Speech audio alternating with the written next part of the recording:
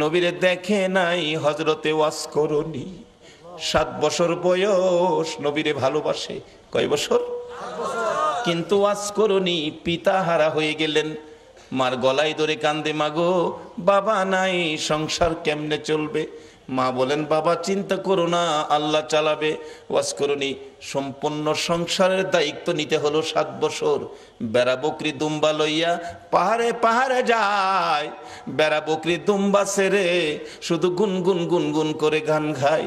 দয়ার নবী মায়ার নবী গো, আপনি আমার জীবনের জীবন। বলুন, দয়ার নবী মায়ার নবী গো, আপনি আমার। ওয়াজ করুনি, নবীরে দেখে নাই এই চোখে, শুধুমাত্র নবীর ভালোবাসার গান গাই। দিন যাই রাত্র যাই, মাঝে মাঝে পাহাড়ের চূড়ায় নিরিবিলি বসে নবীর ভালোবাসার গান গাই। এদিকে কারো কারো দুম্বা, কারো কারো বকরি ভাগে থাফাইয়া নিয়ে যায়। মাঝে মাঝে বিচার যায় মায়ের কাছে, ও ওয়াজ করুনির মা, তোমার ওয়াজ করুনির বেড়া বকরি দুম্বা অনেকগুলি বাগে নিয়ে গেছে। মার কাছে বিচার গেলে, বাড়িতে আসলে ওয়াজ করুনি জিজ্ঞেস করে, মা বাবা গো, তোমার বেড়া বকরি দুম্বা বলে বাগে খাইছে, তুমি কইছিলা? মা আমি কাছে ছিলাম না, তাহলে খবরটা কি?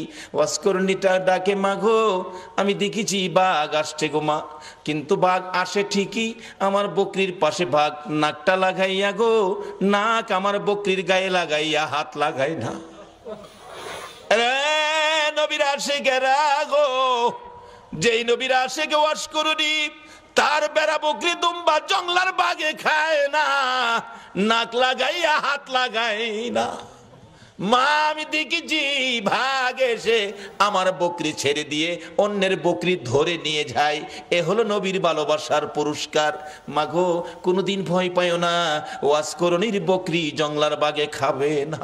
ওয়াজ করুনির মধ্যে আছে নবীর ভালোবাসা, যেই নবীর সৃষ্টি না হইলে বাঘের সৃষ্টি হতো না। ওয়াজ করুনি একদিন মাকে বললেন, মা আমাকে একটু অনুমতি দিবেন, আমি নবীর সাথে দেখা করে আসি। যাও বাবা, দেরি করো না, তাড়াতাড়ি আইসো। নবীজি বাড়ির সামনে চোখের পানি ছেড়ে ছেড়ে ডাকেন, আমার নবী আছেননি বাড়িতে? ও দয়ার নবী আছেননি বাড়িতে? ভিতর থেকে কে যেন বলে দিলেন, নাই নাই, নবীজি বাড়িতে নাই। ওয়াজ করুনি 2টা চোখের পানি আমার নবীর বাড়ির সামনে রেখে গেল। কি রাখলো? কি রাখলো? চোখের পানি। চলে গেলেন, মায়ের আদেশ, চলে যেতে হয়, দেরি করা যাবে না। কিছুক্ষণ পর আমার নবী, মায়ার নবী উপস্থিত। বাড়ির সামনে দাঁড়ায়া নবী একটা চিৎকার মারছে, বাড়িতে কে আছো গো? আমার ওয়াজ করুনি বুঝি আসছিল। আল্লাহু আকবার বলো। না দেখে ভালোবাসাই যদি এত জ্বালা রে, আজকে কারা না দেখে নবীর ভালোবাসাই বসে আছো? ওয়াজ করুনির মতো পাগল হইয়া কারা মাহফিলের আয়োজন করেছো? তোমাদের জীবন ধন্য হইয়া গেছে। হযরতে ওয়াজ করুনি চলে গেলেন, আমার নবী বাড়ির সামনে দাঁড়াইয়া চোখের পানি ছেড়ে দিলেন। তোরা কে, কোথায় রে? আমার ওয়াজ করুনি আসছিল, তোরা বসতে দিলি না। লোকেরা বলেন, হুজুর কেমনে জানেন আসছিল? তোরা কথা জিজ্ঞাস না রে, আমার ওয়াজ করুনির চোখের পানির গন্ধ জমিনে পাওয়া যায়। যেই নবীর ভালোবাসার চোখের এক ফোঁটা পানির দাম আল্লাহর আরশের চাইতেও বেশি। যেই নবীর ভালোবাসার একটা ফোঁটা চোখের পানি যদি কারো জমিনে পড়ে, তার জন্য জাহান্নামের আগুন হারাম হইয়া যায়। ওয়াজ করুনি আসছিল, তোরা বসতে দিলি না, আমার ওয়াজ করুনি চলে গেল রে। ওয়াজ করুনি আর কোনোদিন নবীর সাথে দেখা হয় নাই। যেদিন আমার নবী জগৎ ছেড়ে চলে যাবেন, মদিনার রওজা পাকে শুয়ে যাবেন, তার আগে আগে আবু বকর, ওমর সাহাবীরা জড়ো হয়ে তাদের একটা আলোচনা শুরু হয়ে গেল।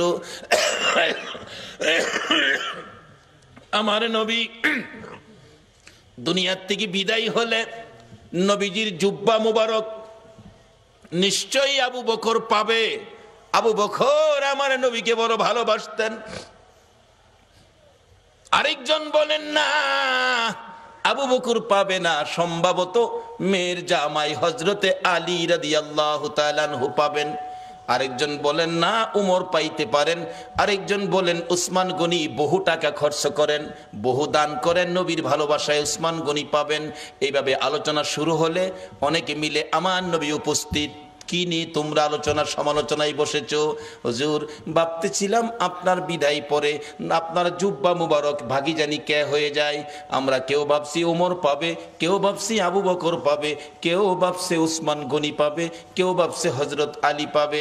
আমার নবী দুইটা চোখের পানি জর্জর করে ছেড়ে দিয়ে কান্দে, সাহাবীরা রে আমার জুব্বা মুবারক তোমরা কেউ পাবি না, আমার জুব্বা পাবে আমার ওয়াজ করনি রে। সাহাবীরা একজন আরেকজনের দিকে তাকাই, এটা আবার কোন শব্দ নবীজি ব্যবহার করলেন? ওয়াজ করনি নামে কোনোদিন কাউরে আমরা দেখি নাই। কে সেই ব্যক্তি? জীবনে কোনোদিন আসতে দেখি নাই, আমাদের সাথেও দেখা হয় নাই। এটা কেমন পাগল রে, জীবনে দেখা নাই, জুব্বা পেয়ে গেল। আমার ওয়াজ করনি যদি নবীর ভালোবাসায় জীবনে দেখা নাই, নবীর জুব্বা পেতে পারে। আমার মন বলে আজকে যারা মিলাদুন নবীর আয়োজন করে এই নবীর ভালোবাসায় বসে আছো গো, আপনাদের সঙ্গে আমার নবীর স্বপ্নের দিদার হইয়া যাবে। আল্লাহ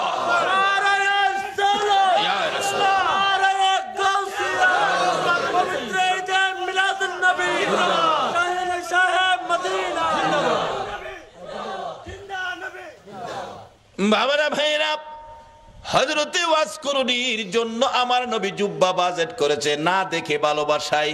আমরাও তো না দেখে ভালোবাসায় বসে আছি। আজকে কি আমাদের নবী আমাদের জন্য একটা বাজেট কি নবী দিতে পারে না? নবী যে বাজেট করতে পারে এই বিশ্বাস কি আপনাদের আছে? এটা কি মানেন? তাহলে আসেন, অনেক সময় আবার অন্যজনে প্রশ্ন করে বসবে এটার প্রমাণ কি নবী যে বাজেট দিতে পারে। বাস্তবে আসেন, একটা মদিনার ঘটনা। মদিনায় একটা নবীর আশিক ছিল। নবীর আশিকটা নবীজির রওজা পাকের পাশে পইরা থাকে, খায় না। মানুষে কয় তুই খাইতি না, মইরা যাবি তো? কয় খাইতাম না। কেন খাইতি না? যে নবীর বাড়িতে আইছি, নবী যদি খাওয়ায় তাইলে আমি খাবো, না হয় মইরা যাবো, খাইতাম না। রোজার পাশে বইটা রয়েছে। নবীজি স্বপ্ন যুগে একদিন বললেন, এই পাগল তুই যে পাগলামি করতেছস, আমি খাওয়াইলে খাইবি, এখন কি আমার চুলাই কি রান্না হয়? পাগল কয় রান্না টান্না বুঝি না, আপনি খাওয়াইবেন খামু, না খাওয়াইলে মরে যাবো। কি করব? নবীজি একদিন স্বপ্ন যুগে এসে দুইটা রুটি, নবী পাক স্বপ্নে দুইটা রুটি দিয়ে গেলেন। আচ্ছা বলুন, নবীজির স্বপ্ন কি স্বপ্ন না বাস্তব? বিশ্বাস করেন? তাইলে আপনি ইমানদার। যেই নবীর ওই রকম এক একজন ইমানদারের জন্য 10টা পৃথিবীর সমান একটা জান্নাতের বাজেট। নবীজির স্বপ্ন কি স্বপ্ন না বাস্তব? যদি কেউ নবীজিকে স্বপ্নে দেখেন, কোনো সন্দেহ নাই সরাসরি নবীকে দেখছেন। কারণ নবীর সুরত ইবলিশ ধরার ক্ষমতা নাই। দুইটা রুটি নবী দিলেন। অনেক সময় স্বপ্নে আমরাও তো কিছু পাই, কিছু খাই, এরকম হয় না? হয় না? এক বেচারা স্বপ্নে দেখে চিকন চাইলের পোলাও, দেশি চাউল, দেশি মুরগির রান দেওয়ার আগে হাই খাইতাছে, স্বপ্নে খুব খাইতাছে। এবার যে মুরগির রানের তে গুস্ত ছুড়াই তো টান দিছে না, হাত গিয়া বাড়ি অলনি না হ লাগছে। বাড়ি অলনি তো চিল্লানি মারছে, আমারে মাইরা লাইছে রে, মাইরা লাইছে। চিল্লানিতে কিন্তু হ্যার ঘুম ভাঙছে। ঘুম ভাঙছে পরে কই কি হয়েছে, কি হয়েছে? কই তুমি আমার নাক ভাঙ্গা লাইছো। কই দেখ নাক ভাঙলে ভাঙছে, যে একটা খাউন খাইছি। বাড়ি অলনি কই আমি পাশে এত খাউন খাইলা, আমারে কইলা না কি খাইছি একটু দেহি। তাড়াতাড়ি করে বাতি জ্বালাইছে, বাতি জ্বালাইয়া দেহে খাতা ছিঁড়া মুহ দিয়া থুই রাখছে। আমরার স্বপ্নের খাউন হইল খাতা ছিঁড়া। বলুন নবীজির স্বপ্নে দেওয়া কি খাতা ছিঁড়া? আসুন না সেই নবীর পক্ষে যাই। আল্লাহু আকবার বলুন। ওই আশিক বলেন, পাগল বলেন, আমি 2 রুটি পাইয়া স্বপ্নেই খাইতে শুরু করলাম। খাইতে খাইতে 1.5 রুটি খাইলাম। অর্ধেক রুটি হাতে আমার ঘুম ভেঙে গেছে। ঘুম ভাঙ্গার পরেও দেখি আল্লাহর কসম, নবীর দেওয়া স্বপ্নের রুটির 1.5 রুটি খাওয়ার পর অর্ধেক রুটি এখনো আমার হাতের মধ্যে আছে। বলুন এই নবী এখনো উম্মতের কিছু দেওয়ার ক্ষমতা আছে কিনা? তাহলে আসুন সেই নবীর পক্ষে যাই, সেই নবীর দেখানো রাস্তাটার মধ্যে দাঁড়াই, তাহলে পাবো। নবীকে স্বপ্নে দেখলে এটা বাস্তব। একজন আল্লাহর ওলি, নামটা আমার খেয়াল নাই, খেলে আসলে বসবো, উনি স্বপ্নে দেখে নবীজির সামনে বসা, নবীজি এভাবে দাড়ি মোবারকে খাওয়াইতেছেন। এমন সময় একখান দাড়ি মোবারক ভাঙ্গা জমিনে পড়ে গেছে। ওই আল্লাহর ওলি কই হাই হাই, নবীজির দাড়ি মোবারক জমিনে। তাড়াতাড়ি করে হাতে ধরে মুঠের মধ্যে নিয়ে আসছেন। ওনার ঘুম ভেঙে গেছে, দেখি ঘুম ভাঙার পরও হাতের মুঠ বন্ধ। মুঠ খুলে দেখে নবীজির দাড়ি মোবারক।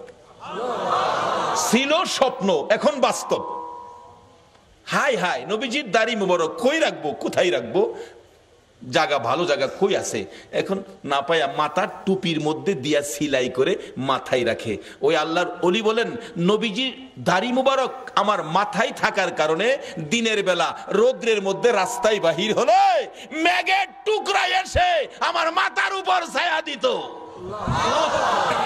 আজকে সে নবীর পক্ষে যতদিন মুসলমান না যাবে ততদিন পর্যন্ত বিপদ থেকে বাঁচতে পারবে না। বিপদ থেকে বাঁচার একটাই পথ, সেই পথটা হলো নবী মুহাম্মদুর রাসূলুল্লাহর পথ। যে নবী স্বপ্নে দিলে এখনো দিতে পারে, আচ্ছা সে নবীর পক্ষে আমরা যারা বসে আছি, নবীজি কি আমাদের কিছু দিতে পারে না? তাই বলতেছিলাম, ওয়াজ করুনি নবীর ভালোবাসায় কি পাইতেছে দেখেন, আর আপনাদের জন্য কি বাজেট। আমার ওয়াজ করুনিকে আমার জুব্বা মুবারক তোমরা দিয়ে দিও। আবু বকর উমর প্রশ্ন করে বসলেন, হুজুর ওয়াজ করুনি কে, কোথায় থাকে, পরিচয় কি? আমার নবী চোখের পানি ছেড়ে দিলেন, ও আমার সাহাবীরা শোনো, ওয়াজ করুনি পরিচয় হলো নাম জিগাইলে নাম বলবে না, ঠিকানা জিগাইলে ঠিকানা বলবে না, কিন্তু বুঝবে কেমনে? তার হাতের মধ্যে সাদা অল্প একটু দাগ আছে, এই দাগটা দেখলেই বুঝবি ইনি হলেন আমার ওয়াজ করুনি। লম্বা ঘটনা। আবু বকর উমর লইয়া, মতান্তরে আবু বকর হযরত আলী কে লইয়া নবীজির জুব্বা মুবারক নিয়ে পাহাড়ে পাহাড়ে ঘুরে ওয়াজ করুনির খবর পাই না। বাবারা ভাইয়েরা, ও বাবারা ভাইয়েরা, আসুন না নবীর আশিক কিভাবে পরিচয় পাওয়া যায়। যাইতে যাইতে কোথাও পাই না, রাখালেরা রে ওয়াজ করুনি নামে কোনো পাগল তোমরা দেখছনি? রাখালেরা বলেন, আপনার নাম কি? আবু বকর। ও আবু বকর, ওয়াজ করুনি চিনি না, ওই সামনের পাহাড়ের উপরে নির্জনে একটা পাগল বসে থাকে, নাম কি আমরা জানি না। দৌড়ে গেলেন, দুইজন প্রশ্ন করেন, আপনার নাম কি? আমার নাম জিগেলেন, আমি তো আল্লাহর বান্দা। তাইলে কিছুটা ইঙ্গিত পাওয়া গেছে। আরে আপনার নাম কি? আরে বাবা নামটা কি দরকার, আমি আল্লাহর বান্দা, আমি কি মিথ্যা বলছি? কয় না, নামটা বলেন। আমি আখিরি নবীর উম্মত। এমনি ওমর থাফা দিয়ে ডাইনে হাতে ধরছে, যে ডাইনে হাতে ধরেছে ওয়াজ করুনি চোখের পানি ছেড়ে দিয়ে চিৎকার মারছে, ওমর, আবু বকর রে, নিশ্চয়ই তোমরা আমার আখিরি নবীর খবর নিয়ে আইছো। আমার আখিরি নবী ছাড়া আমার এই গোপন খবর কেউ জানে না। আমার নবীর খবর কি? আমার নবী বুঝি দুনিয়ায় নাই রে। ও আবু বকর উমর দুইজনে মিলে প্রশ্ন করেন, কিভাবে জানেন আপনি? কত সম্পর্ক ছিল, জীবনে কোনো দিন দেখে নাই। কারা গো? এই নবীর মিলাদুন নবীর আয়োজন করেছো, নবীর ভালোবাসার রশি মদিনার সাথে লাগাইছো, নিশ্চয়ই তোমাদের সাথে একদিন আমার নবীর স্বপ্নের দিদার হয়ে যাবে। আবু বকর উমর ডাকে, ও ওয়াজ করুনি নাই রে, আমার নবী দুনিয়ায় নাই। এই জুব্বা মুবারক তোমার জন্য বাজেট করেছে। ওয়াজ করুনি বলেন, আমার জন্য জুব্বা নিয়ে আসছো, এই জুব্বা আমি কেমনে রাখবো রে? আমার নবী নাই, আমি নবীর উম্মতের জন্য কি করব? আবু বকর ওমর প্রশ্ন করেন, আমরা আপনাকে কোনোদিন দেখি নাই, এত বড় বাজেট, এত বড় সম্পর্ক কিভাবে করলেন? আবু বকর উমর দুইজনে প্রশ্ন করলে হযরতে ওয়াজ করুনি ডাকে, আপনারা কি নবীকে ভালোবাসেন? আপনারা ভালোবাসার কি প্রমাণ আছে আমারে দেখান তো। কথা কয় না, কি প্রমাণ আছে? নবীজির উহুদের জমিনে দুইটা দান মোবারক ভেঙেছে। আপনারা কি জানেন? জানি। দেখি আপনারা হা করেন। হা করলে, ও আবু বকর উমর রে, নবীর দান নাই, তোমাদের মুখে দান দেখা যায় রে। কেমন ভালোবাসো? আমি ওয়াজ করণীর মুখের দিকে তাকাইয়া দেখো, আমার মুখে একটা দাঁতও নাই। যেদিন শুনেছি আমার নবীর মুখে দাঁত ভেঙেছে দুইটা, আমি পাহাড়ে বসে পাথর দিয়ে ভাঙলাম দুইটা। উপরের দাঁত ভেঙে ভাবলাম উপরের দাঁত না নিচের দাঁত, নিচের থেকে ভাঙলাম দুইটা। এই দুইটা না হইয়া যদি ডান দিকের হয়, ডান দিক থেকে ভাঙলাম দুইটা। ডান দিকের উপরে না হইয়া যদি বাম দিকের দুইটা হয়, বাম দিকের ভাঙলাম দুইটা। এইভাবে আমি ওয়াজ করনি নবীর ভালোবাসায় ভাঙতে ভাঙতে 32টা দাঁত ভাঙলাম রে। নবীর ভালোবাসায় সবগুলো শেষ করে দিলাম। এবার আবু বকর উমর বলেন, ও ওয়াজ করনি, বুঝেছি তোমার ভালোবাসায় নবী খুশি হইয়া তোমাকে জুব্বা মুবারক বাজেট দিয়েছে। ওয়াজ করুনি জীবনে কোনোদিন আমার নবীর দেখা পায় না। এত দূর থেকে যদি ভালোবাসাই নবী পাকের জুব্বা মুবারক পাইতে পারে, আমরা বাংলার জমিন থেকে সত্যিকার অর্থে নবীর ভালোবাসা দিলে আমরা কি নবীর দিদার পাইতে পারি না? বাবারা, কোন নবী? যেই নবীর কথা মানার জন্য আমার আল্লাহ বলেছে কবর যাওয়ার আগে মুসলমান হও। মুসলমান কিভাবে হবেন? কোন কায়দায়, কোন আদর্শে মুসলমান হবেন? আল্লাহ বলেছে তোমরা আমার নবীর কথা মানো। কোন নবী? যেই নবী সকল সৃষ্টির জন্য রহমত। এখন এই নবীর কথা আপনারা মানা দরকার আছে কিনা? তাহলে কবরে গিয়া পাইবেন খাউন, আর যদি না মানেন কবরে গিয়া পাইবেন আগুন। কিভাবে আগুন, কিভাবে খাউন? আসুন আমি অল্প সময়ের মধ্যে এটা শেষ করতেছি, আপনাদের কষ্ট হইতাছে না তো? খাউন আর আগুন।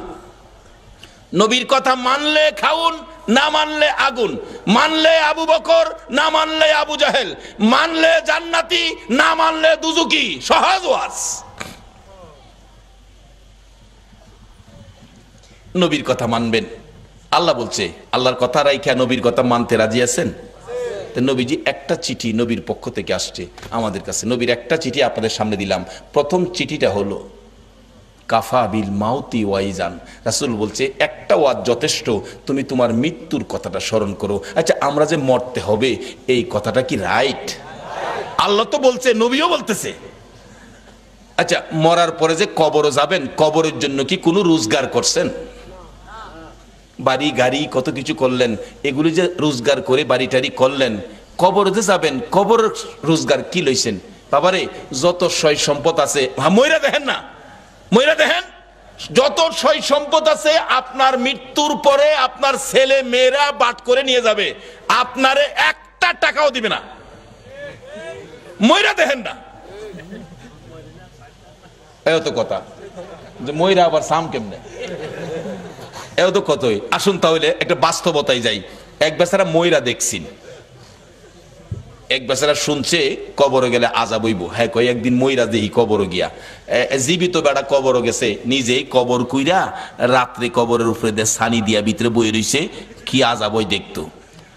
ওয়ারেন্টের আসামি ধরতে পুলিশ যাইতেছিল, দারগা সাহেব যাইতেছে, দুই পুলিশ লইয়া এই যে রাস্তার কিনারে ফাও গেছে গা এই হের কবরের ভিতরে গেছে। পরে এমনি আনজাদা ধরছে, পুলিশ ডাকতেছে, স্যার স্যার বিপদ দি কিছে, টর্চ লাইট লই আইন। টর্চ দেহে বাঙ্গা কবর ফাও গেছে, দেহে ভিতরে এক বেড়া বসা। হেরে মাথার চুলো ধরে টেইনটা শেষ রায় তুলছে। কিরে কি? স্যার কবর বলে আযাব হইব। মৌলবীরা কয় এর লেগে কবর বসলাম, দেখলাম কি আযাব হয়। কই আযাব নাই তো, খালি পুলিশে ভাড়া মারে।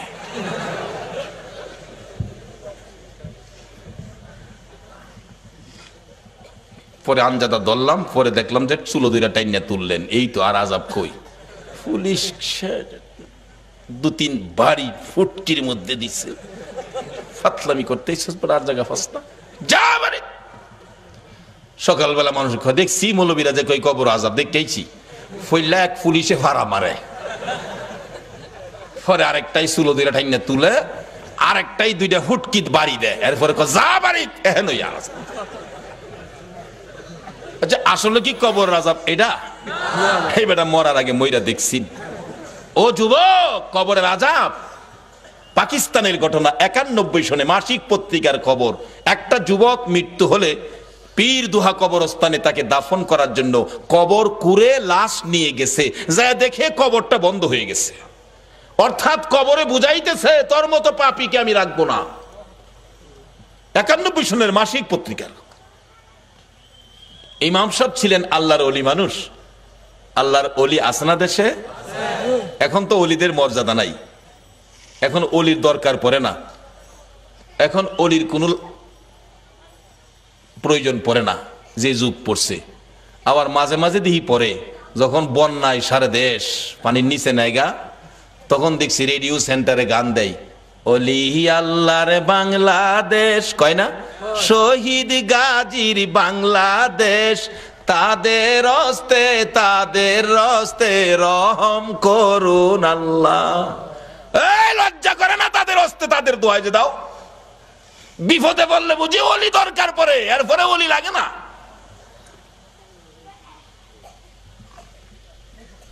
মুসলমানদের তিনটা শক্তি, একটা হলো তাওহীদ, আর একটা হলো রিসালাত, আর একটা হলো বেলায়াত। বেলায়েতের শক্তির হাতগুলি কত পাওয়ার, এই হাতগুলি কেন বন্ধ করা হলো? এই জন্যই বাংলার মুসলমান বিপদে পড়ল। তার আগে নবীর চিঠি হাতে নেন, নবীর চিঠি, আর দুনিয়া ও মাজরাতুল আখিরা। বাবারে যুবক, দুনিয়ায় বন্ধুর চিঠি পাইলে 3 বার করে পড়ো বন্ধুর চিঠি। বান্ধবীর চিঠি পাইলে দরজা বন্ধ করে পড়ো। ওই নবীর চিঠি পড়ো যেই নবী 63 বছর জিন্দেগি উম্মতি উম্মতি বলে কানছে, এখনো সোনার মদিনায় শুইয়া শুইয়া আমার নবী 24 ঘন্টা উম্মতি উম্মতি বলে কান্দে। বলুন এই নবীর পক্ষে থাকা আমাদের দরকার আছে কিনা? বাবারা ভাইয়েরা, এই নবীর চিঠির মর্যাদা যদি দিতে পারেন ভাগ্য ভালো হয়ে যাবে।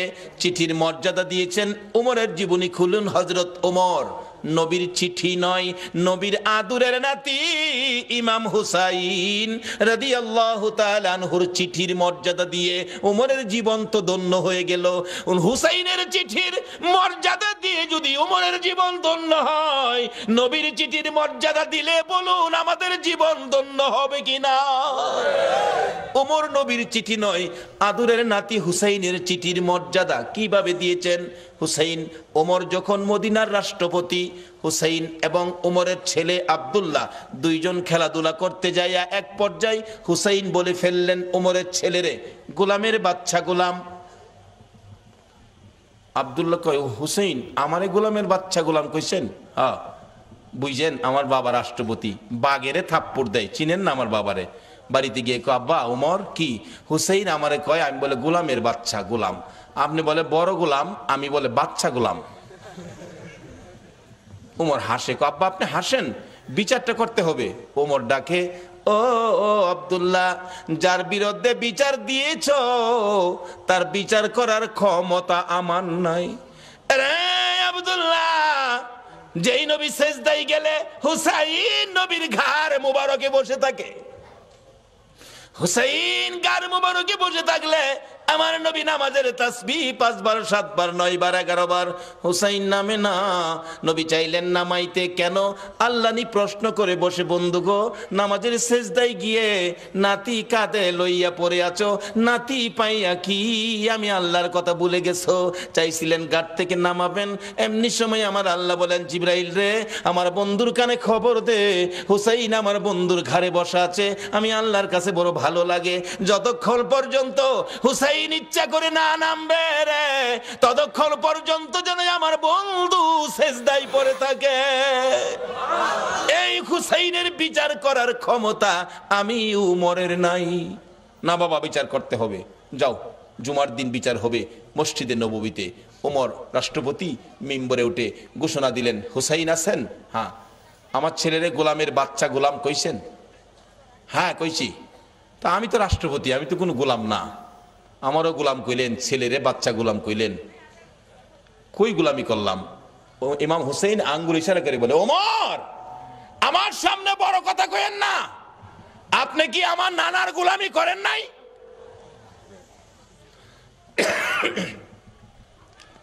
ওমর দুইটা চোখের পানি গাল বেয়ে বেয়ে জর্জর করে ছেড়ে দিলেন। মসজিদে নববীর মুসল্লিরা রে, তোমরা কি শুনেছো হুসাইন আমাকে কি বলছে? শুনেছি। আমি বলে নবীর গোলামি করেছি। হ্যাঁ। হুসাইন পারবেননি এই কথাটা কাগজে লিখে দিতে? পারবো, আমি দেখছি যেটা পারবো না। আমার নানার গোলামি করেছে ওমর, তাই ওমরের ছেলেরে গোলামের বাচ্চা গোলাম গালি দিলাম। ওমর এই চিঠিখানি হাতে লইয়া ডাকে, মসজিদের নববীর মুসল্লিরা রে, আমি নবীর গোলামি করেছি, প্রমাণ দিয়েছে ইমাম হুসাইন। আমি ওমর আর কোথাও কোনো ভয় করি না। ওমর বলেন, হুসাইন বলেছে আমি নবীর গোলামি করেছি আর আমি ভয় পাই না, নবীর গোলাম হইয়া কবরে যাব। ও মুসল্লিরা, আমি ওমর যদি মৃত্যুবরণ করি, হুসাইনের চিঠির মর্যাদা দিলেন ওমর, আমি ওমর যদি মৃত্যুবরণ করি, আমার কাফনের ভিতরে ঢুকাইবার আগে হুসাইনের লেখা চিঠি রে, নবীর গোলামি করেছি, আমার হাতের মধ্যে দিয়ে, আমার হাতটা কাফনের মধ্যে দিয়ে দিও। আমার আল্লাহ কই, ওমর রে, আমার নবীর আদরের নাতি হুসাইনকে ভালোবাসা দিলে, আমার নবী মদিনার রওজাত থেকে বলুন এই ভালোবাসার খবর পাইছে কিনা? হুসাইনের চিঠির মর্যাদা দিয়ে ওমরের অবস্থা কি? ওমর রাষ্ট্রপতি, মসজিদের নববীর মধ্যে নামাজের ভিতরে ওমরের কলিজার মধ্যে ছুরির আঘাত করেছে, জামাতের মধ্যে ওমর ঢলে পড়ে গেছে, রক্তে মসজিদের নববী লাল লাল হয়ে গেছে, মুসল্লিদের পায়ের নিচে জামাতের মধ্যে রক্ত যাইতেছে, মুসল্লিরা নামাজের মধ্যে চিৎকার মারছে, কার রক্ত রে? মসজিদে নববী লাল হয়ে গেছে। ওমর ঢলে পড়ে আছে, ওমরের ছেলে ডাকতেছে, মুসল্লিরা গো, আমার বাবারে আঘাত করেছে কে জানি, দরজা বন্ধ করে দেন, প্রতিশোধ নিব, বিচার করব কোন মুনাফেক জানি আঘাত করেছে। ওমর ছোট্ট ছোট্ট সুরে ডাকে, ও বাবা আমার কাছে আসো, প্রতিশোধ নিবা, বিচার করবা আমাকে খুশি করার জন্য। হ বাবা। বাবা রে, বিচার করে প্রতিশোধ নিয়ে খুশি করতে পারবি না, আমাকে যদি খুশি করতে হয় আমি তো মরে যাব রে বাবা। একটা কথা শুনো। কি কথা? ছেলে, নবীজির রওজার পাশে আমার ভাই আবু বকর ঘুমাইছে, আর একটা জায়গা খালি আছে রে ছেলে, আমাকে যদি খুশি করতে হয় মা আয়েশা সিদ্দিকার কাছ থেকে অনুমতি নিয়ে আসো, আমি উমরকে নবীজির পাশে নিয়ে শুয়াইতে পারো। নবীর পাশে যদি আমারে শুয়াইতে পারো রে, আমি উমর খুশি হইয়া যাইব। অথচ তখনও তিনি রাষ্ট্রপতি, ইচ্ছে করলে গায়ের জোরে শুইতে পারতেন, কিন্তু ইসলাম কোনোদিন গায়ের জোর ব্যবহার করে না। নবীরে মানেন, সব বুঝে আসবে। দৌড়ে গেলেন উমরের ছেলে, মা আয়েশা সিদ্দিকা, আমার বাবাকে ছুরির আঘাত করেছে, বাবার মৃত্যু হয়ে যাবে, বাবা কাঁদতেছে, নবীজির রওজার পাশে একটু জায়গা এখানে শোয়ার জন্য অনুমতি দেবেন? মা আয়েশা ভাবতেছেন, ইচ্ছে ছিল আমি এখানে শুইব নবীজির পাশে, এক পাশে আমার বাবা আবু বকর, আরেক পাশে আমি শুইব। ওমর অনুমতি চাইলেন, কি বলবো, আচ্ছা আপনি এখন যান, আমি একটু পরামর্শ করি। ওমরের ছেলে চলে গেছে, বাবা অনুমতি হয় নাই, তুমি আবার যাও, আবার যাও। আবার আয়েশা দেখে মা আয়েশা সিদ্দিকা নবীজির রওজার পাশে দাঁড়িয়ে আছে, প্রশ্ন রাখতেছেন, নবী গো, ওমর আপনার পাশে শুইতে চাই, ইচ্ছে ছিল আমি আয়েশা আপনার পাশে শুইব। হুজুর বলুন কে আপনার পাশে শুইব, আমি আয়েশা না উমর? আমার নবী হুসাইনের চিঠির মর্যাদা দেওয়ার কারণে রোজার ভিতর থেকে নবী ডাকতেছে, রে আয়েশা, আয়েশা রে, আমার উমরকে আমার পাশে শুয়ার অনুমতি দে। নবী ডাইকা ডাইকা পাশের বিছানায় শুয়াইলেন। নবীর আদরের নাতি হুসাইনের চিঠির মর্যাদা দিলে নবী যদি ডাইকা ডাইকা পাশে শুয়াই গো, এই নবীর চিঠির মর্যাদা সরাসরি দিলে বলুন বিপদে পড়লে নবী আমাদের পাশে আসবে কিনা? বাবারা ভাইয়েরা, মরতে হবে, মরার আগে আসুন রাস্তাটা ক্লিয়ার করি। নবীর চিঠির মর্যাদা দেই। নবী বলেছে কাফা বিল মাউতি ওয়াইজান, একটা চিঠি হলো একটা ওয়াজ যথেষ্ট, মৃত্যুর কথা স্মরণ। আরেকটা চিঠি হলো আদ-দুনিয়া ও মাজরাতুল আখিরা, এই জগৎ থেকে আখিরাতের বাজার আমাদের করতে হবে। কিন্তু দুনিয়ার বাজার করলাম, আখিরাতের বাজার নাই। মরে দেখেন আপনার কিছুই দুনিয়ার সঙ্গী নাই। আরে মা বাবার কথা মতো যে জন চলে না, বলুন মা বাবার কথা মতো যে জন চলে না, আল্লাহ নবীজির দয়া তারা পাবি না। হায়রে আল্লাহ নবীজির। মা বাবাকে দুঃখ দিলে নামাজে রোজা যাই বিফলে, মা বাবাকে দুঃখ দিলে নামাজে রোজা যাই বিফলে, মার কলি যায় আগা দিলে খোদা সহে না, মার কলি যায় আগা দিলে খোদা সহে না, আল্লাহ নবীজির দয়া তারা পাবি না। হায়রে আল্লাহ নবীজির। মা একটা চিৎকার মারছে, কবিরাজ আমি মা রাজি আছি। একজন শুধু রাজি হইছে, বলুন এই ব্যক্তিটা কে? জোরে বলুন কে? কোন মা রে? আমার নবী বলেছে এই মায়ের পায়ের নিচে তোমার জান্নাত। বাবারে, আর যাই করো না করো, মা বাবার মনে কষ্ট দিও না। মা বলেন কবিরাজ আমি রাজি আছি। কবিরাজ বলেন মা কেউ রাজি হলো না, আপনি কেন রাজি হলেন?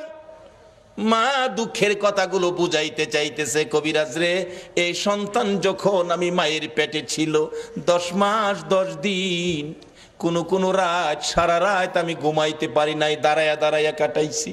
যেদিন বাবা দুনিয়ায় আসবে রে কবিরাজ, প্রথম দিনের ব্যথা সহ্য করেছি, কারো কাছে কই নাই। দ্বিতীয় দিনের ব্যথা জিহ্বা কামড়ায় সহ্য করেছি। তৃতীয় দিনের ব্যথা সহ্য করতে পারি নাই রে কবিরাজ, বেহুশ হয়ে গেছি। আমার শাশুড়ি মা দৌড়ায় আসছে, আমার বৌমার কি হলো?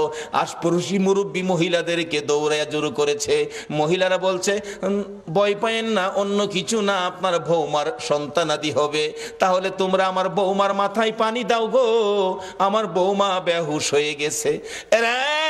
কবিরাজ বালতির পর বালতি পানি মাথায় দিয়ে জ্ঞান যখন ফিরলে রে কবিরাজ, এত ব্যথা সহ্য করতে পারি না। আমি মুরব্বী মহিলাদেরকে বলেছিলাম সন্তানের প্রসব এত ব্যথা আমি আগে জানি না গো মা। ও মুরব্বী মা মহিলারা, আমার একটা দাও দাও, নিজের গলা নিজে কাইটা মৃত্যুবরণ করি, সহ্য করতে পারি না। দেখলাম মহিলারা দাও জাতীয় সবগুলো জিনিস ঘরের বাইরে ফালাইয়া দরজা বন্ধ করে দিয়েছে। আবার বলেছিলাম মহিলারা গো আমার 2 টাকার বিষ কিনা দাও গো, সন্তানের প্রসবের এত ব্যথা আমি আগে জানি না। কবিরাজ মহিলার আমার মাথায় হাত বুলাইয়া বুলাইয়া বলছে মা পাগলামি করিস না, সন্তানের প্রসব এই ব্যথার কষ্ট আমরাও করেছি, সন্তানের মা হইলে এই কষ্ট করতে হবে রে মা। আল্লাহরে ডাকো, আল্লাহ আল্লাহ করো। এক একটা ডাক মারতাম রে কবিরাজ, ব্যথায়ও সহ্য হইয়া আল্লাহ গো কইয়া। এই ডাকগুলি যখন শুনে আমার আল্লাহ আরশে বসে বাজেট দিয়ে দিলেন। ফেরেশতারা রে যেই মা প্রসব ব্যথার যন্ত্রণায় আমার আল্লাহ গো কইয়া ডাক মারে রে, এক একটা ডাকের বিনিময় এক একটা কবুল হজের নেকি আমি আল্লাহ দান করে দিলাম। মার কষ্টের বিনিময় আমার আল্লাহ দেয়, আমরা সন্তানেরা দেই না। বাবারে ভালোবাসতে পারেন নবীকে, মসজিদ বানাইতে পারেন, মাদ্রাসা বানাইতে পারেন, নামাজ পড়তে পারেন, রোজা করতে পারেন, হজ করতে পারেন, যাকাত দিতে পারেন, মুফতি মুহাদ্দিস মুফাসসির হইতে পারেন, মক্কা মদিনার ইমাম সাহেব যদি হয়ে যাও, এই মা বাবারে যদি কষ্ট দাও গো, আমার নবীর সুপারিশ নসিব হবে না।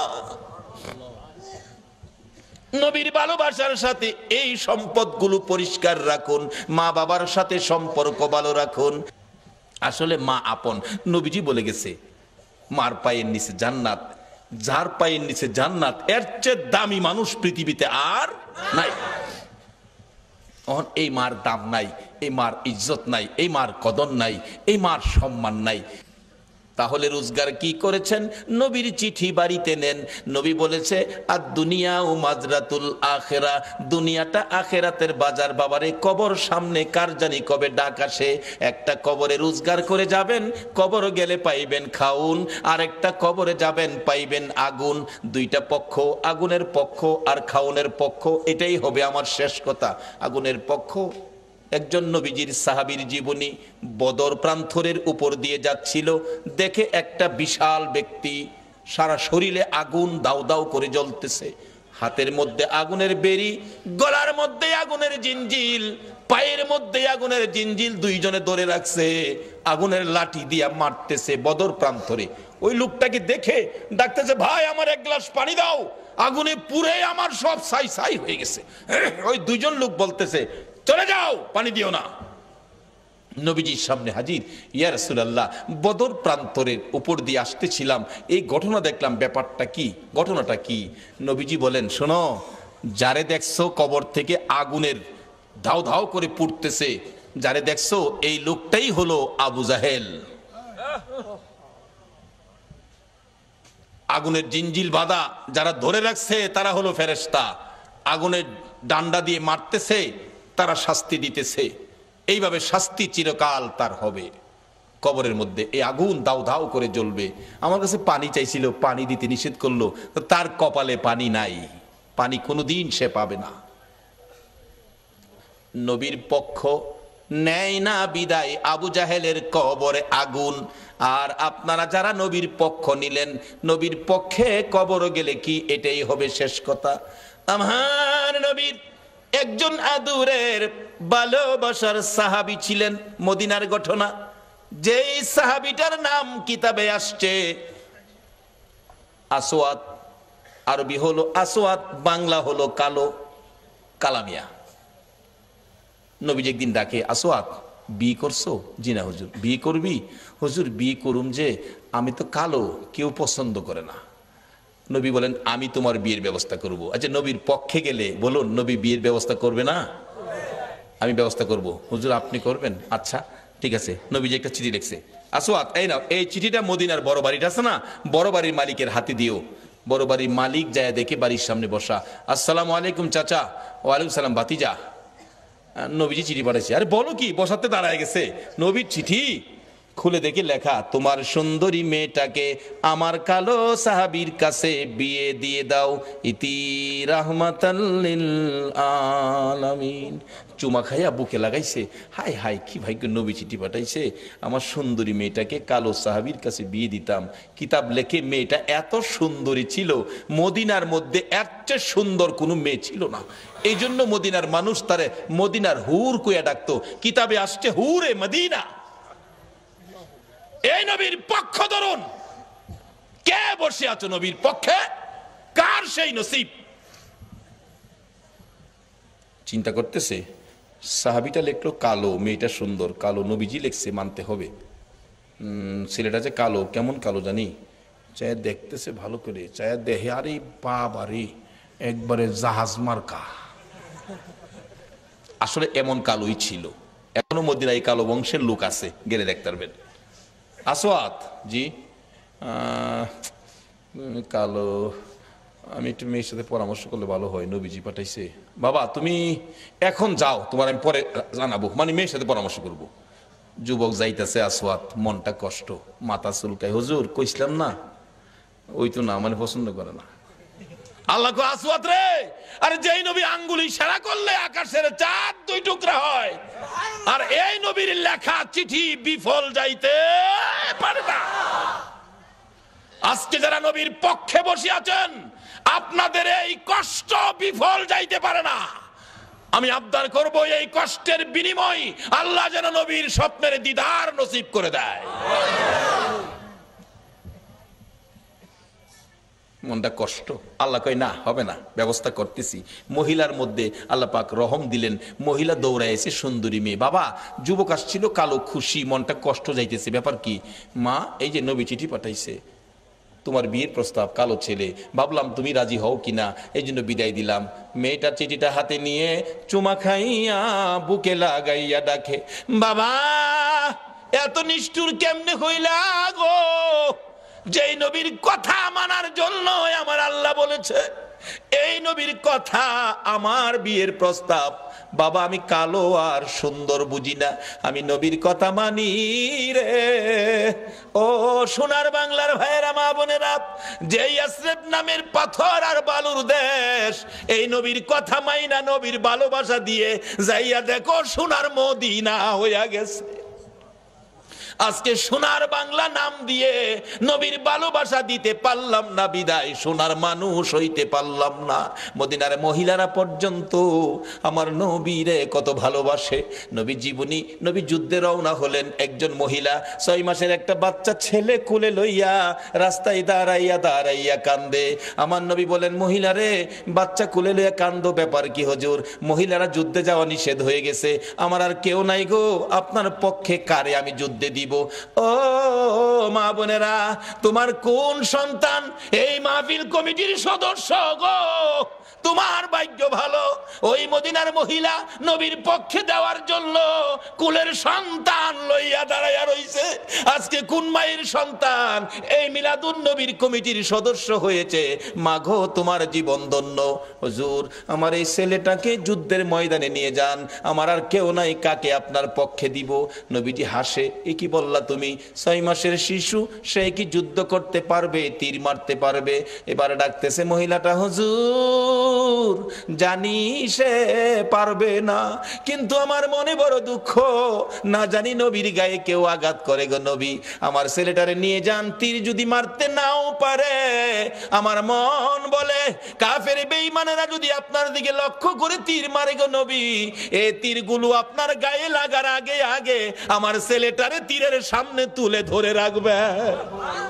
তীর খাইয়া আমার 6 মাসের ছেলে দুনিয়ার থেকে বিদায় হয়ে যাবে, আমি মায়ের কোনো দুঃখ থাকবে না, কিন্তু রাসূলের গায়ে যেন আঘাত না লাগে। মদিনার মহিলারা পর্যন্ত এইভাবে আমার নবীরে ভালোবাসতেন। আজকে ইয়াসরিব নামের পাথরের দেশ সোনার মদিনা হয়ে গেছে। এবার মেয়েটা ডাকতেছে, বাবা গো আমি সুন্দর আর কালো বুঝি না, নবী চিঠি পাঠাইছে, নবীর কথা মানতে যাইয়া সুন্দরী মেয়ে কালোর কাছে বিয়ে বসতে রাজি হয়ে গেলাম।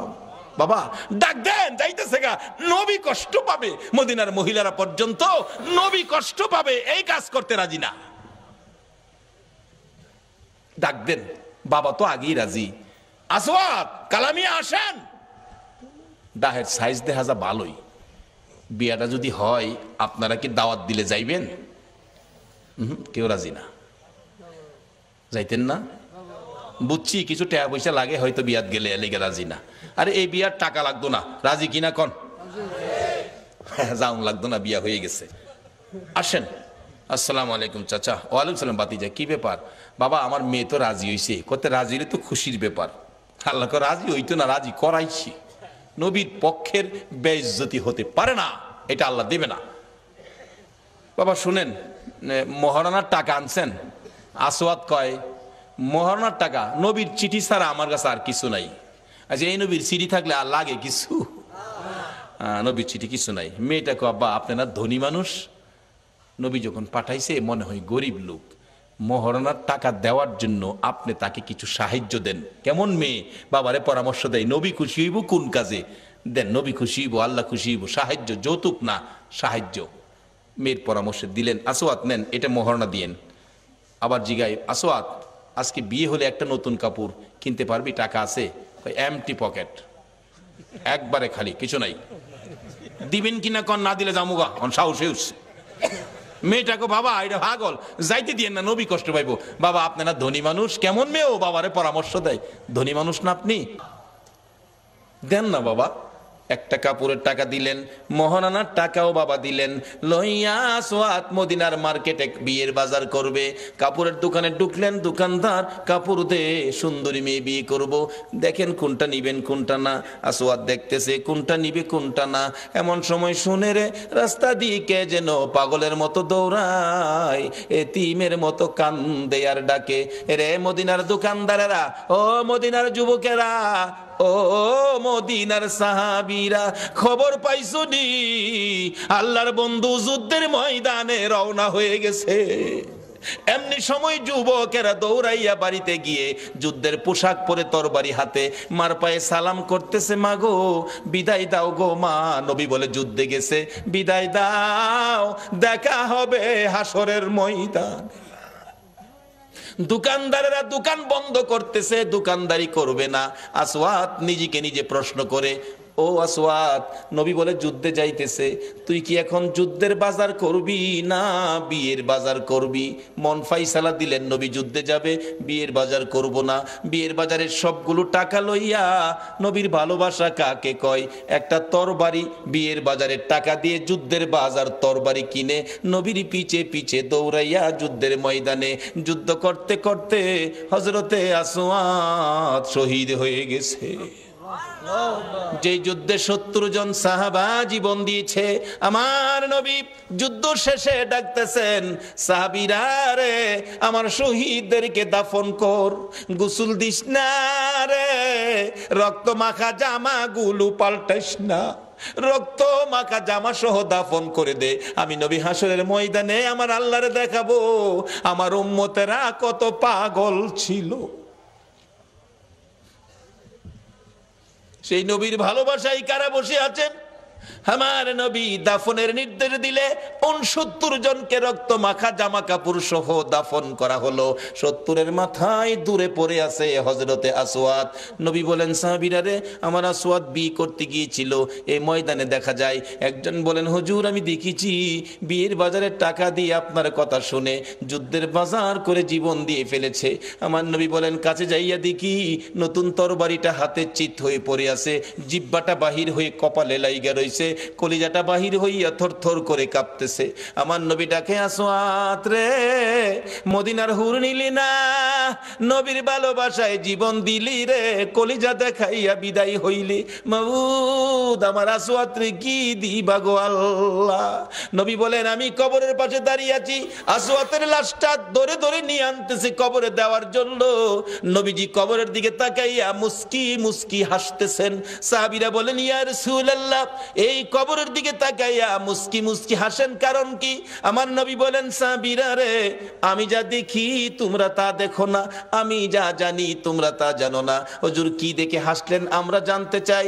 আমার নবী ডাকে, সাহাবীরা রে আমার আসওয়াদ মদিনার হুর ফালাইয়া আমি নবীর ভালোবাসায় বিয়ের বাজারের টাকা দিয়ে যুদ্ধের বাজার করে জীবন দিয়ে কবরে রওনা হয়েছে। আমি তার কবরের পাশে দাঁড়াইয়া দেখি রে মদিনার হুরের পরিবর্তে রে আসওয়াতের কবরে জান্নাতের হুর পাঠাইয়া দিছে। একটা পক্ষ হলো জান্নাতে খাউন, কবরের মধ্যে জান্নাতের হুর, আর একটা পক্ষ হলো কবর আগুন। যেই পক্ষটা নবীর দুশ্মন এটার কবরে হবে আগুন, আর যেই পক্ষটা নবী ভালোবাসছে নবীর পক্ষে ছিল এই পক্ষটাই হবে জান্নাতের খাউন, আর কবরে হবে জান্নাতের হুর। বাবারা কবরে যখন যাইতেই হবে এই পক্ষটা ধরুন, যেই পক্ষটাই কবরে গেলে, যেই নবীর ভালোবাসাই কবরে গেলে দুনিয়ার হুরের পরিবর্তে জান্নাতের হুর কবর আসে, সেই পক্ষটাই হলো মিলাদুন নবীর পক্ষ, সেই পক্ষটাই হলো ঈদে মিলাদুন নবীর পক্ষ, সেই পক্ষটা হলো এই নবীর ভালোবাসা, এই নবীর কথাগুলো মানা। আল্লাহ আমাদের সকলকে এই নবীকে ভালোবাসা, এই নবীর কথা মানার তৌফিক দান করুক। সকলে বলুন আমিন। আসুন দেখি কার ইমানি শক্তি কত। ওই নবীর উপর দুরুদ সালাম মদিনা পাঠাইতে আপনারা কে কে রাজি? আসুন নবীর উপর দুরুদ সালাম মদিনা পাঠাইয়া নবী সালাম আলাইকা ইয়া রাসূল সালাম আলাইকা ইয়া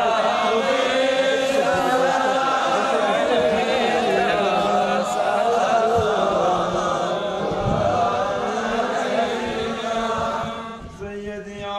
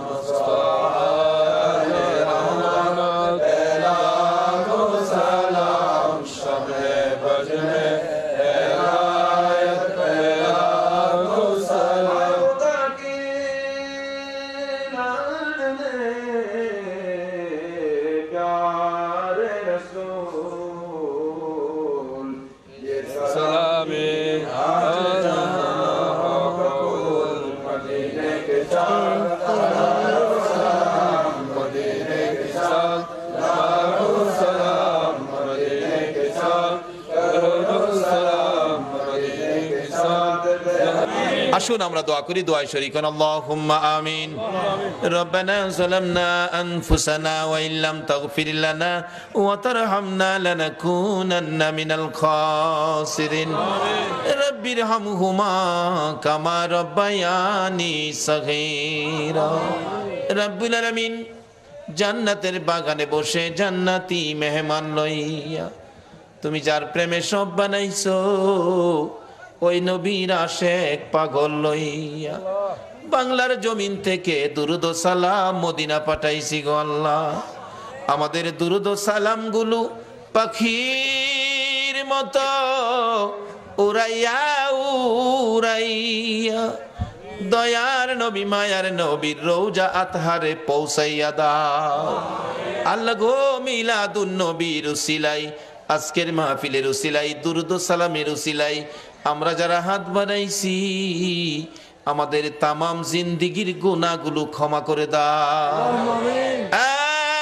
মাবুদ, জানি দুনিয়ায় থাকবো না, আমাদের আগে যারা আসছিল সবাই বিদায় হয়ে গেছে, কবে জানি আমরা বিদায় হয়ে যাই। জানি পৃথিবীতে থাকবো না, তারপরেও শয়তানের দোকাই পড়ে দুনিয়ার মায়ায় পড়ে যত গুনাহ করেছি সবগুলো গুনাহ এই মাহফিলের উসিলায় মাফ করে দাও। আল্লাহ গো, মাফ যদি না করো, কবে জানি মৌতের চিঠি দিয়ে আজরাইল পাঠাইয়া দাও। কবে জানি কার বিছানা খালি হইয়া যায়। কবে জানি বড় বাড়ি বড় ঘর সুন্দর বিছানার থেকে 4 জনে দৌড়ে দৌড়ে টাইনা টাইনা বাহির করবে।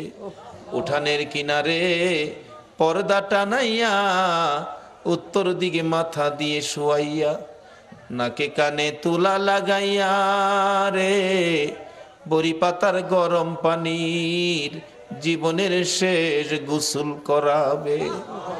আদুরের সন্তানেরা বারিন্দায় দাঁড়ায়া দাঁড়ায়া ডাকবে, বাবা গো পর্দার ভিতরে কিসের গোসল করো গো বাবা। মা টাইনা টাইনা সন্তানের বুকে জড়াবে, আয় এতিম, এতিম রে আয় আমার বুকে আয়, তোর বাবা যেই গোসল করে রে আজ থেকে তোমরা এতিম হইয়া গেছো। মউত কত এতিম দেখি রাস্তায় রাস্তায় দাঁড়ায়া কান্দে। একটা এতিম ছেলে ঈদের দিন পুরান জামা কাপড় লাগাইয়া কান্দে। জিজ্ঞেস করি, বাবা কেন কান্দো? হুজুর সবাই নতুন জামা পরলো, আমার নতুন জামা নাই। কেন নতুন জামা নাই? বাবাকে বলো নতুন জামা দিবে। ছেলেটা কান্দে, হুজুর আমার বাবা নাই, আমি এতিম গো এতিম, একটা জামা কিনার মতোই আমার কেউ নাই গো। ও এতিম রে এতিম।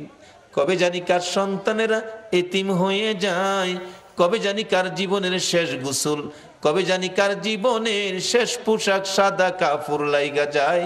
ওই দিন আসার আগে এ মাহফিলের উসিলায় আমাদের সবাইকে তুমি মাফ করে দাও। আমাদের মধ্যে যারা বিপদে আছে বিপদ থেকে উদ্ধার করে দাও, যারা ঋণগ্রস্ত আছে ঋণ থেকে মুক্ত করে দাও। আল্লাহ গো, ও আমার আল্লাহ, যাদের ছেলে নাই ছেলে দাও, যাদের মেয়ে নাই মেয়ে দাও, যাদের ছেলেও নাই মেয়েও নাই ছেলে মেয়ে দিয়ে তাদের কলিজা ঠান্ডা করে দাও গো আল্লাহ। মাবুদ, আমাদের মধ্যে যারা নামাজি নামাজ কবুল করে নাও, যারা নামাজ পড়ে না নামাজের বুঝ দান করে দাও, যারা ব্যবসা করে ব্যবসায় বরকত দাও, যারা চাকরি করে পদোন্নতি দান করে দাও, যারা গৃহস্থী করে জমির ফসলে বরকত দাও। আল্লাহ গো, যারা মক্কা মদিনা যাওয়ার পাগল, পাখির মতো উড়াইয়া মক্কা আর মদিনা লইয়া যাও গো আল্লাহ। মাবুদ, যারা বিদেশ থাকে সকল বিদেশি ভাইদেরকে হেফাজতে রাখো গো আল্লাহ। যারা বিদেশ যাবে তাদের মনের আশা পুরা করে দাও গো আল্লাহ। খাস করে আজকের মাহফিল কমিটি সোনার ছেলেদেরকে তোমার নবীর পক্ষে কবুল করো গো আল্লাহ। সভাপতি সাহেব, সুযোগ্য চেয়ারম্যান সাহেব এত রাত পর্যন্ত মাহফিলের পক্ষে কষ্ট করেছে, আল্লাহ ওনাকে নেক হায়াত বাড়াইয়া দাও। এই পর্যন্ত যারা মাহফিলে মিলাদুন নবীর পক্ষে কষ্ট করে বসে আছে গো, সবাইকে তোমার নবীর স্বপ্নের দিদার দেখাইয়া দিও গো আল্লাহ। তোমার নবীর স্বপ্নে না দেখাইয়া কারু গায়ে সাদা কাফন লাগাইও না গো আল্লাহ।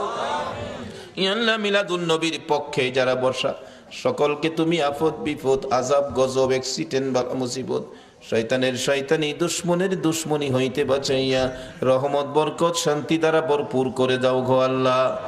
আল্লাহ খাস করে দোয়ার দরখাস্ত করেছেন, এই মাহফিলে সাহায্য করেছেন প্রবাসী ভাইয়েরা, আল্লাহ যাদের সহযোগিতায় এই মাহফিল কায়েম হয়েছে, আল্লাহ তাদেরকে নেক হায়াত বাড়াইয়া দাও।